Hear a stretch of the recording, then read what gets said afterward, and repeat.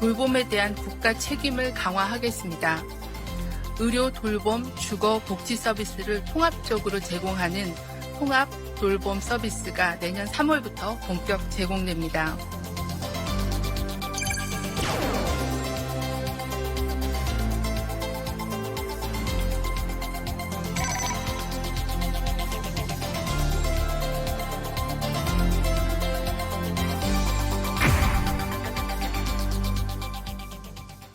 내년부터 대한민국 복지 지형이 크게 달라집니다. 보건복지부의 한 해 정책의 방향을 가늠할 수 있는 청사진이 나왔죠. 새로운 복지 수요가 증가하면서 정부가 국가 책임을 대폭 강화한다는 내용이 담겨 있습니다. 보건복지부의 업무 추진 방향과 주요 정책 계획에 대해서 보건복지부 이슬한 제1차관과 함께 자세한 이야기 나눠보겠습니다. 장관님 안녕하세요. 네, 안녕하십니까. 네, 오늘 말씀 듣기 전에 지난 16일이었죠. 정은경 보건복지부 장관이 업무보고에서 밝힌 내용이 있습니다. 먼저 한번 들어보시죠. 보건복지부는 기본이 튼튼한 복지강국, 국민 모두가 행복한 대한민국을 실현하기 위해 향후에 돌봄에 대한 국가 책임 강화, 기본생활 안전망 구축, 지역 필수 공공의료 강화, 미래 대비 보건복지 혁신이라는 4대 목표 달성을 위해 최선을 다하겠습니다.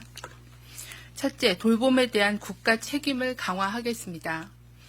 의료, 돌봄, 주거, 복지 서비스를 통합적으로 제공하는 통합 돌봄 서비스가 내년 3월부터 본격 제공됩니다. 아동의 권리를 보장하고 양육 부담을 줄이기 위해 아동 수당을 확대하겠습니다. 연령 기준을 매년 1세씩 상향하여 2030년에는 만 13세 미만 아동까지 확대하겠습니다. 100세 시대에 안정적인 노후 생활 보장을 위해 연금 개혁을 적극 추진하겠습니다. 네, 자, 정은경 보건복지부 장관의 업무계획 발언 한번 들어봤는데요. 가장 처음 이야기한 게 돌봄에 대한 국가 책임의 강화입니다. 네, 내년 3월부터 지역사회 통합 돌봄이 시행이 되는데요. 달라지는 점은 어떤 것들이 있을까요? 지금 현재는 이제 내년 3월 시행인데 현재는 시범 사업으로 네. 지자체들이 다 지금 운영을 하고 있기는 합니다. 근데 내년에 이제 지자체마다 뭐 조금 상황이 달라서 이제는 전국 공통으로 이제 지원을 해야 되니까 우선은 이제 그동안에 지방에 인력이 없다 뭐 이런 얘기 있어서 이제 한 5,400명 가량 이제 인원을 확보하고 네. 또 예산도 전체 시군구 지자체 229개 다 지원하는 걸로 예산을 또 국회에서 도와주셔서 확보를 예. 했고요. 이제 제일 중요한 거는 알겠는데 그럼 무슨 서비스를 받을 수 있는 거야? 뭐가 달라지는 네. 거야? 이게 제일 궁금하잖아요.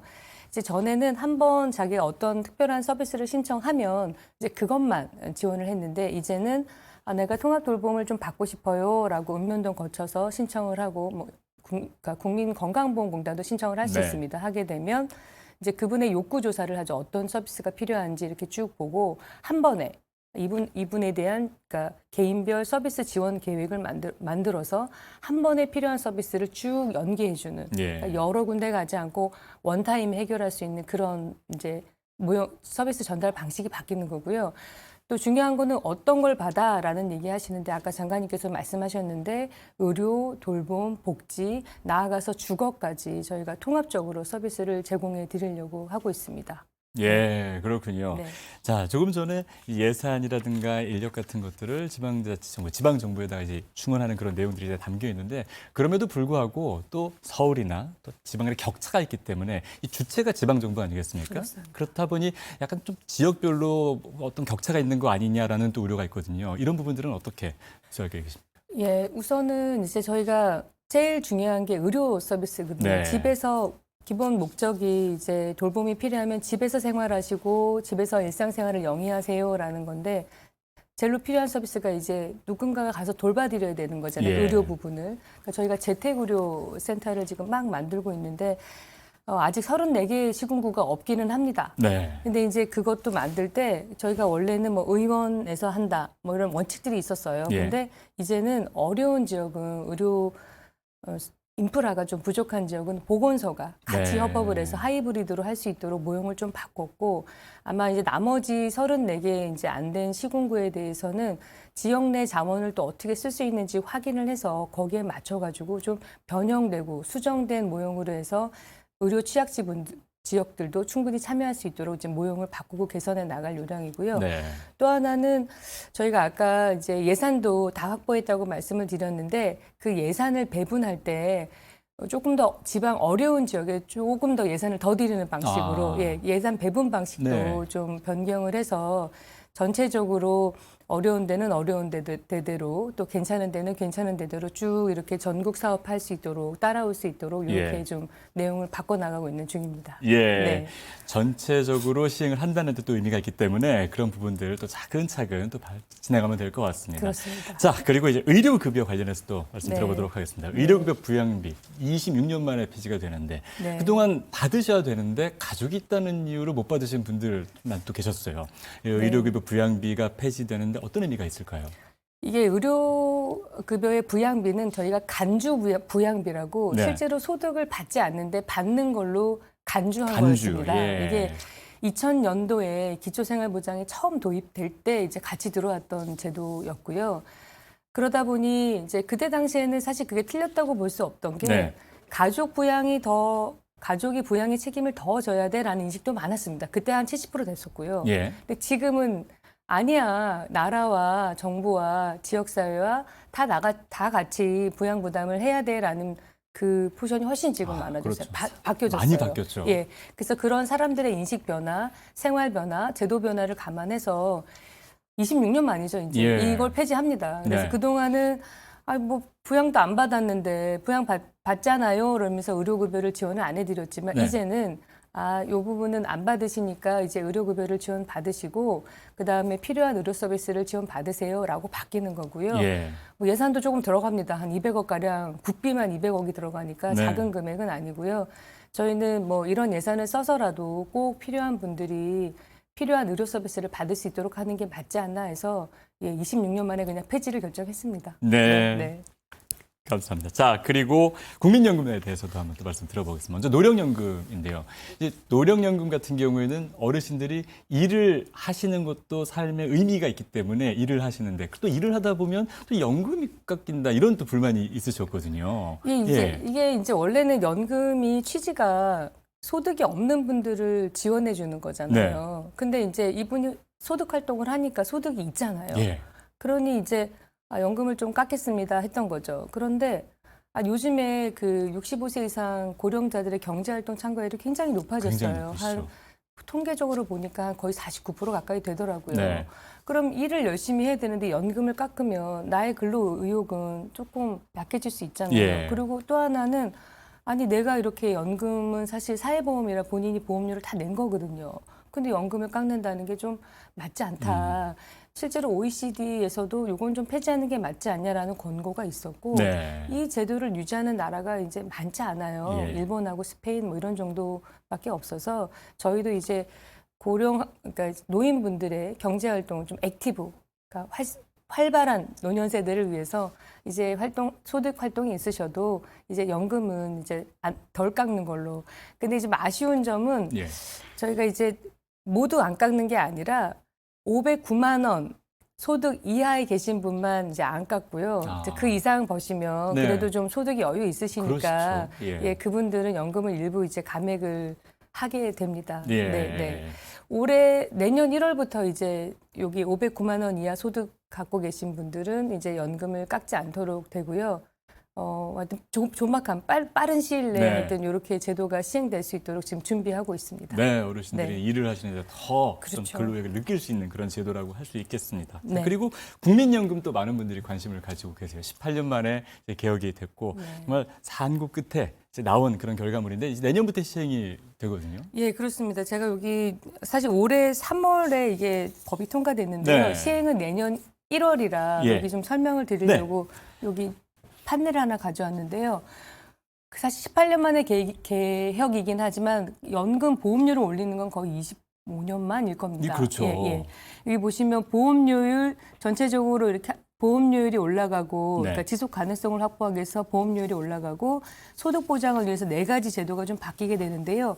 보험료율 보시면 저희 9%에서 13%로 올라갑니다만 한꺼번에 올리는 게 아니라 0.5%씩 해서 6년간, 네. 8년간이네요. 10년. 네. 8년간 올라가고요. 네. 소득 대체율은 현재 25년이 41.5%입니다. 근데 요게 43%로 소득 대체율은 그냥 내년에 한 번에 올라갑니다. 네. 그렇군요. 근데 여기에 대해서 좀 오해하고 계신 분들이 있어서 말씀을 드리는데 이 43%는 보험료를 내는 분에게만 적용이 됩니다. 네. 그러니까 지금 연금을 받고 계시는 분하고는 무관합니다. 무관하죠. 그래서 가끔 이제 청년분들이 우리가 보험료 냈는데 지금 받으시는 분들 너무 올려드리는 거 아니에요?라는 말씀하시는데 네. 그게 아니라 보험료를 내는 내고 분의 계시는 분들. 내고 계시는 분에 한해서 올라간다는 점 말씀드리고요. 네. 출산 크레딧도 이제 저희가 크레딧이라는 게 사회적으로 이제 의미 있는 활동이다라는 뭐 그런 측면이 있어서 그동안은 둘째부터 12개월 또 셋째는 18개월 이제 가입 기간을 인정을 해드렸는데 내년 1월부터는 사실은 정확하게 말하면 내년 1월 이후 출생하시는 네. 출생하는 아기들부터 첫째아부터 12개월, 둘째아 12개월, 셋째아는 18개월 이렇게 바뀐다는 말씀드리고요. 군대 다녀오시면 크레딧도 드립니다. 이게 6개월 드렸는데 이제 12개월까지 이제 드리고 요것도 내년 1월 이후에 뭐라 그러죠? 만기 제대하시는 네. 분? 네, 그분들에 적용되고요. 저희는 요게 전 복무 기간으로 확대하려고 계속 노력을 하고 있습니다. 예. 그리고 지역 가입자 보험료 지원은 이제 소득이 낮으신 이제 사업장이 아니라 이제 본인이 온전히 보험료를 다 내셔야 하거든요. 예. 이분들은 나라가 조금 사업주는 아니지만 한 50% 정도 보험료를 지원하고요. 다만 이제 저소득이라 소득 기준 80만 원 있어서요. 한 3만 8천 원, 37,999원까지 내년 1월부터 지원을 해드릴 계획입니다. 예. 참 보장성은 더하고 또 지속 가능성을 높이는 네, 그런 그렇습니다. 연금 기억인데 아마 많은 네. 분들이 이제 관심을 가지고 계시기 때문에 제가 자세히 한번 또 알려드렸고 네. 다시 한번 확인해 보시는 것도 굉장히 좋을 것 같습니다. 네, 그렇습니다. 예. 네. 자, 연금 개혁에 대해서 이제 말씀을 들어봤고요. 또 그냥 드림 사업이 있는데 이 부분은 이재명 대통령이 또 위기 가구의 먹거리와 생필품을 지원하는 그런 사업, 그냥 드림 사업을 좀 빠르게 확장하라고 좀 지시를 했습니다. 영상 한번 보시죠.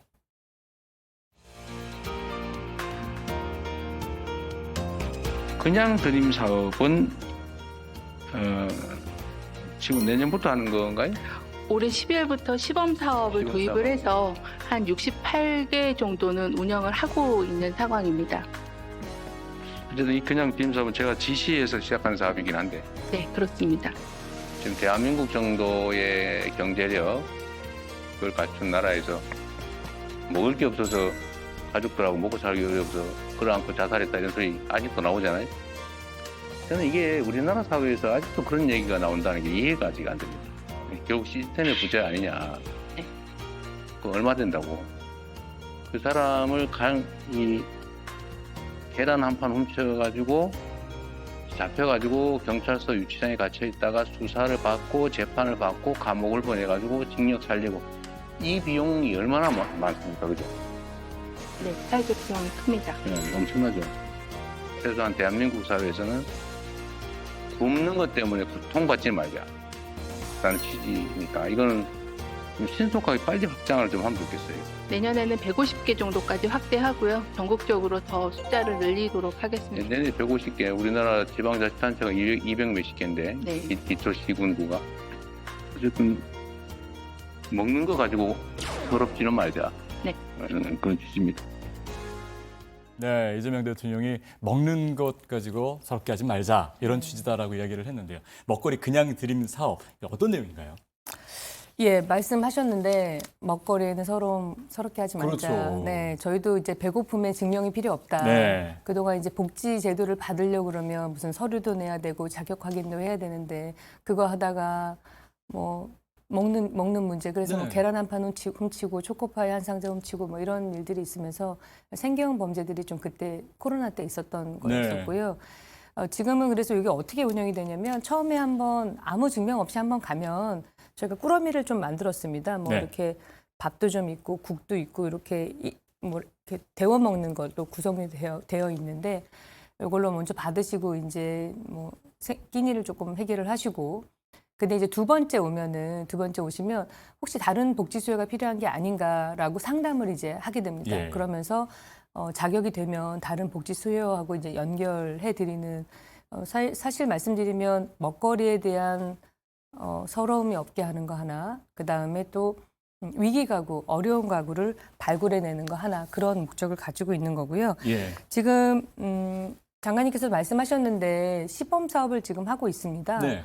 68개 아니라 1개 그 사이 늘었습니다. 아, 69개 그렇군요. 시군구가 하고 있고요. 지금까지 한 12,000명 정도 이렇게 이용을 하셨습니다. 예. 이 중에 한 1,100여 명 이상 분들은 상담까지 연결을 이제 했고요. 빨리 확대하라 말씀하셔가지고 저희가 시범 사업으로 한 150개 정도를 내년 3월까지 예. 좀 열심히 지방정부하고 얘기를 하고 있는데요. 지방정부에서도 이제 그냥 드림과 유사하게 무료 냉장고 뭐 이런 사업도 또 하고 있더라고요. 네. 그래서 같이 협업을 해서 말씀하신 대로 좀 개소수를 좀 신속하게 좀 늘려보고요. 또 중요한 거는 이제 개소수뿐 아니라 이분들이 나중에 꼭 필요한 서비스를 받을 수 있도록 연계할 수 있도록 그런 노력도 함께 지금 기울이려고 하고 있습니다. 네, 사실 네. 이 사업은 국민 누구나 참여할 수 있는 그런 사업으로 알고 있거든요. 그래서 네. 저희가 또 12월 4일에 이와 관련 담당 과장께서 나오셔갖고 맞습니다. 방송을 하셨는데 12월 네. 4일에 했던 저희 방송을 참고하시면 또 자세하게 아실 수 있을 것 같습니다. 좋습니다. 예. 한 가지는 더 네. 여기 이제 다른 사업과 달리 민간이 좀 협력하는 모델입니다. 그렇죠. 예. 그래서 그러니까 신한금융그룹이 좀 참여해 주셨고 예. 제가 며칠 전에 한국청과라고 네. 이렇게 야채, 과일 도매업 하시는 분이신데요. 예. 또 참여를 해주셨고요. 또 다른 이제 민간 기업들도 좀 참여 의사를 표명하고 계셔서 저희가 이거를 이제 민간이 협업하는 모델로 뭐 지역사회라는 게 모든 사람들이 같이 있는 그렇죠. 공간이잖아요. 네. 그렇게 모형으로 잘 만들어서 전국으로 잘 확대해 보려고 하고 있습니다. 네. 네. 자, 그리고 아동수당에 대해서도 한번 말씀 들어보도록 하겠습니다. 이제 어린 자녀를 키우는 분들에게는 또 아동수당이 너무너무 좋아요. 소중한 제도이기도 하고 또 많은 분들이 아동수당이 있기 때문에 아이를 낳는데 많이 부담이 줄었다 이런 이야기도 하거든요. 이 지급이 확대가 되는데요. 어떤 내용인가요? 예, 아까 그러니까 매년 이제 1세씩 상향을 해가지고, 그러니까 30년에는 이제 13세 미만까지 저희들이 하려고 하고 있습니다. 예. 또 하나 요번 아동상의 좀 특징은 이제 지역은 조금 인프라가 부족하잖아요. 그래서 수도권과 비수도권을 좀 차별해서 비수도권은 5,000원 더 드리고 네. 그다음에 인구 감소 지역은 특별과 우대로 나누어서 예. 또 10,000원, 20,000원 더 드리고 지역 카페라면 더 10,000원씩 더 드리고 이렇게 저희들이 설계를 했는데요. 지금 총 대상은 저희가 264만 명 아이들 생각합니다. 지급 대상을 생각을 하고 있는데 여기 지금 예산은 확보가 되는데 아직 법이 조금 안 돼가지고요. 그렇군요. 네네. 그래서 아마 올해 12월까지 지금 18년 1월생이 받았을 거고요. 네. 그다음에 내년 1월이 되면 이제 법이 안 돼서 못 받게 됩니다. 그렇군요. 그래서 요거는 좀 빨리 예산이 되어 있기 때문에 네. 내년 1월에는 8세까지 그러니까 8세까지만 지원을 하게 되고 이제 대상을 넓혀야 되는데 그 부분이 아직 안 돼서 저희가 국회랑 조금 더 노력을 해가지고 제때 지급받을 수 있도록 지금 노력을 해야 되는 상황입니다. 네, 또 국회와 또 다양한 또 소통이 또 그런 필요한 부분인데 필요한 또 상황입니다. 또 여야가 합의해서 또 잘 될 수 있는 그런 부분이기도 하죠. 그럼요. 예. 다 여야 모두 아동수당의 이 취지에 대해서는 그렇죠. 네, 공감하고 계시기 때문에 네. 예. 자, 그리고 이 외에도 아이를 키우기 좋은 대한민국을 위한 여러 가지 또 정책들이 내년부터 또 시행이 되고 또 시행되는 부분들이 있는데 같이 좀 설명을 해 주시죠. 예, 아이 키우는, 죄송해요. 제가 자꾸 애기 아기, 얘기하는데, 예, 아기, 예, 아이. 아이를 예. 키우기 위해서는 이제 처음에 아이를 갖고 싶은 분들이 아이를 낳게 난임 지원을 해주는 네. 거, 그 다음에 출산할 때 도와주는 거, 출산하고 나서도 이제 병원을 잘 다닐 수 있도록 해주는 거, 앞서 말씀드린 아동수당도 같은 개념이긴 한데요. 예. 우선은 사전에 이제 내가 가입력이 있나, 이제 아이 낳을 수 있나 이런 검사 같은 거를 저희들이 해드리는데요. 예. 이 대상을 확 확대를 했습니다. 아. 그래서 내년에 한 36만 명 정도 받을 수 있도록 되어 있고요. 그 다음에 난임의 경우에는 저희가 인공수정, 그 다음에 체외수정 이렇게 나누어서 뭐 25회까지 저희가 지원을 해드리려고 합니다. 그래서 네. 아이를 갖고 싶은 분들은 낳을 수 있도록 도와드리고요. 그 다음에 아이를 가졌는데 낳을 때 지금 출산분만 하는 게 좀 어렵다고 말씀 많이 하세요. 특히 지방에는 어려움이 많이 있다고 하셔가지고 저희가 지역의 모자 의료센터라고 있습니다. 네. 이렇게 아이하고 산모하고 이제 의료 서비스를 해주는 곳인데 여기에다가 24시간 분만 기능을 조금 더 넣어서 요 넣은 모형을 만들어 가지고 현재 10개밖에 없는데 이거를 15개로 늘리려고 합니다. 네. 지금 현재 지역 실정하고 지방정부 재정 사항을 좀 봐야겠지만 경기 북부나 강원, 충북, 울산 이런 데를 먼저 해가지고 그 지역에서 사시는데 아이를 출산하실 때 어려움이 없도록 좀 도와드리려는 노력하고 있고요. 잘 아시겠지만 이제 치료반 애기 이제 크고 나서 초등학교 다닐 때 어릴 때 병원 갈 때 달빛 어린이 병원 있잖아요. 네, 많이 지금 한 이용하시죠. 전국에 한 90여 개 있는데 이것 또한 더 늘려서 할 계획으로 지금 잡고 있습니다. 네. 아, 예. 마지막으로 한 개만 더 말씀을 드리면은 전에 부산에서 한번 화재 엄마 아빠 아. 안 계시고 이제 아이 혼자 네. 집에 있다 사고 난 경우 있었는데 요 경우에 이제 늦게까지 돌봐줄 수 있는 이제 돌봄 센터를 저희가 운영을 하려고 하고 있고요. 우선은 한 360개 정도 내년부터 좀 운영하려고 하고 있습니다. 그래서 아직은 이게 준비가 다 되진 않았는데요. 그러니까 2시간 전에 온라인으로 신청을 하면 예. 바로 이 서비스를 받을 수 있도록 그렇게 시스템 구축해가지고 밤에 이제 불가피한 일이 있거나 아니면 야간에 근로하시는 부모님들이 걱정 없이 좀 일을 하실 수 있도록 그렇게 도와드릴 계획으로 있습니다. 요거는 좀 준비가 되면 저희들이 정확하게 안내해드려서 실제로 많이 사용을 할 수 있도록 그렇게 안내해드리려고 하고 있습니다. 네. 아이를 잘 키울 수 있는 그런 환경을 만드는 건 또 저출산 대책과 또 한 몸으로 연결이 되어 있는 그런 부분들인데요. 이런 부분들이 대한민국 출산율을 높이는 데 큰 도움이 되지 않을까 그런 생각을 해봅니다. 자, 그리고 입양에 대해서도 한번 말씀 들어보도록 하겠습니다. 연예인들 차인표 신혜라 부부라든가 정말 입양을 통해서 너무나 아름다운 가정을 꾸미는 분들이 요즘 주변에 굉장히 많더라고요. 일반인들도 많이 입양을 하고 계시는데 그동안은 이제 민간기관 중심으로 입양이 됐다면 공적 체계로 이제 바뀌게 되거든요. 이런 어떤 부분에 의미가 있다고 할 수 있을까요? 예, 얼마 전에 이제 고인이 되신 유명한 여우 배우님도 계셨는데요. 이제 국내 입양에 네. 대한 이제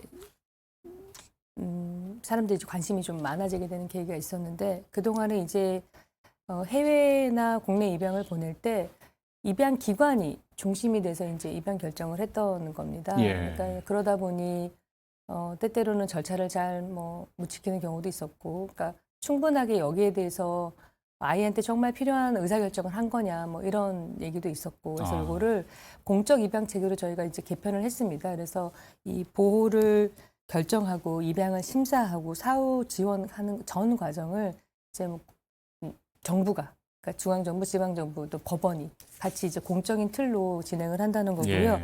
저희가 이게 이제 10월 1일 날 헤이그 국제 아동 입양 협약을 비준함으로써 이제 이런 저희들의 절차나 이런 수준이 국제적으로 올라갔다라고 이제 말씀을 드릴 수 있습니다. 그래서 네.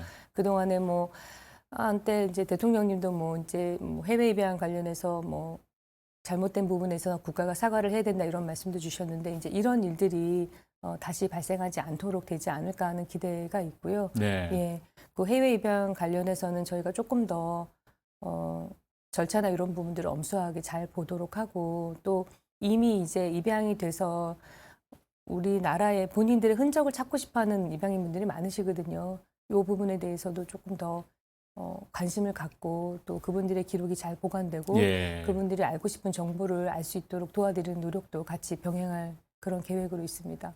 예. 이게 좀 복잡하더라고요. 저희가 그렇죠. 한번 해보니까 이제 입양을 보냈던 부모님도 계신데 이게 개인정보다 이런 다른 법령들에 또 저촉되는 부분이 있고 이래가지고요. 어떤 거는 법 개정을 해야 가능한 부분이 있고 어떤 거는 저희가 행정적으로 처리해도 될 수 있는 일이 있고 좀 복잡해서 어쨌든 입양 가신 분들이 국내에 돌아와서 본인들의 기록이 잘 보관되고 또 본인들이 알고 싶은 정보들을 잘 알 수 있도록 그런 노력도 꼭 같이 해 나가겠다는 말씀 드립니다. 네, 네. 제가 앞서 말씀드린 부분 이제 국내 입양 관련된 내용이었는데 이제 해외 입양에 대해서 지금 이렇게 많이 달라지는 그런 부분들 말씀 잘 들었습니다. 자, 그리고 이제 마지막으로 이제 장관께서 돌봄복지 분야의 AI 이 부분을 접목해야 된다. 강하게 또 이야기를 하시고 추진하고 계시는 걸로 알고 있어요. 저희가 첫 번째 대담에서도 AI 3강 이런 부분에서 AI가 대한민국 대전환의 굉장히 핵심이라고 할 수 있는데 돌봄복지 분야에서 AI를 활용하면 굉장히 달라질 것 같습니다. 어떤 계획들 가지고 계십니까?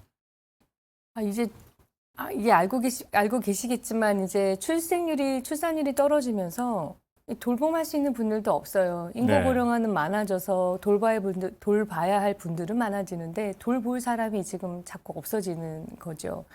근데 이제 시설에 계시고 집에 계시고 하는데 그 AI든 기술을 통해서 우리가 좀 부담을 줄일 수 있는 부분들이 있거든요. 그래서 예를 들면 시설에서도 제가 가보니까 이제 뭐 기록지를 다 써야 되고 또 수시로 가서 체크를 해야 되는데 예. 예를 들면 뭐 감지가 되는 뭐 기저귀를 차고 계신다든지 이러면 조금 더 덜 할 수 있잖아요. 그렇죠. 업무 부담이 확 네. 줄잖아요.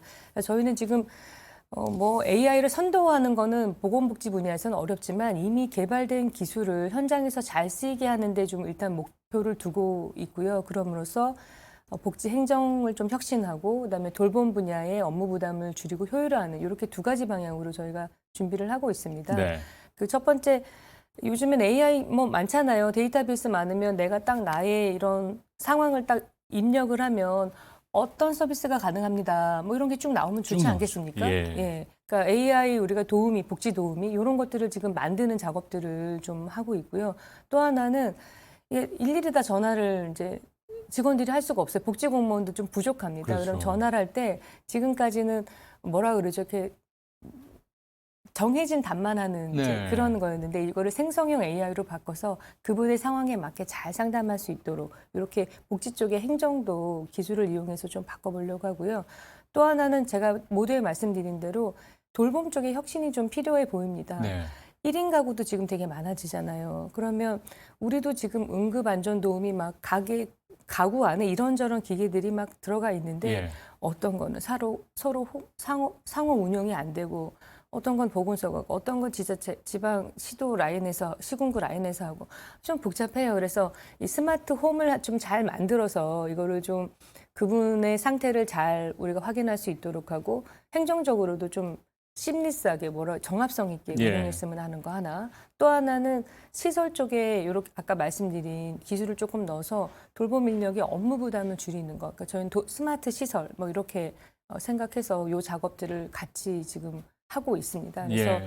제 꿈은 이제 내년 이맘때쯤 이겁니다. 여기가 스마트홈입니다. 이게 바로 스마트 시설입니다라고 하는 좀 프로토타입을 좀 만들어서 그런 게 좀 현장에 많이 보급되고 이렇게 되기를 조금 기대를 하고 있습니다. 예. 네. 지금 말씀하신 부분들이 또 계속해서 추진이 되고 데이터가 쌓이고 하다 보면 또 어느 순간 지금 말씀하신 그런 현실화가 되는 순간이 빨라질 것 같아요. 네, 그러기를 바라고요. 이게 일단 한번 해봐야 네. 또 해보면은 어떤 기술들은 또 기능 개선이 필요하잖아요. 예. 제가 제일 중요하게 생각하는 거는 그러니까 그냥 연구자가 개발하는 게 아니라 현장에서 네. 실제로 이 기술을 쓰는 사람들이 우린 이런 게 필요해요라는 바텀업으로 좀 얘기를 하고 그리고 써보다가 이런 기능은 더 추가를 해야 됩니다라고 해서 이렇게 현장과 기술이 함께 이렇게 얘기되기를 바라고 있고요. 그 스마트 시설 같은 경우는 사실 저희가 다른 민간의 수요가 없는데요. 이건 소위 말하는 그렇죠. 공공 AX입니다. 네. 이거는 사실 복지부 아니고는 할 데가 없는 그렇죠. 거죠. 정부가 네. 복지부가 관심을 갖고 기울이지 않으면 발전하기 어려운 이제 분야인 거죠. 예. 저희가 앞으로도 고령화 때문에 이제 비용도 많이 올라가고 재정 부담도 커지는데 어떻게 하면은 물론 꼭 필요한 간병 인력은 써야겠지만은 네. 어떻게 하면 조금 더 효율하게 할 수 있느냐 이런 부분들에 대해서 좀 중기적으로 좀 고민을 해야 되고 그런 고민의 처음 출발점이다 이렇게 생각해 주시면 좋겠습니다. 네. 자, 내년도 달라지는 보건복지부 대전환. 지금까지 보건복지부 이슬한 제1차관과 함께 자세한 얘기 나눴습니다. 오늘 말씀 고맙습니다. 네, 감사합니다.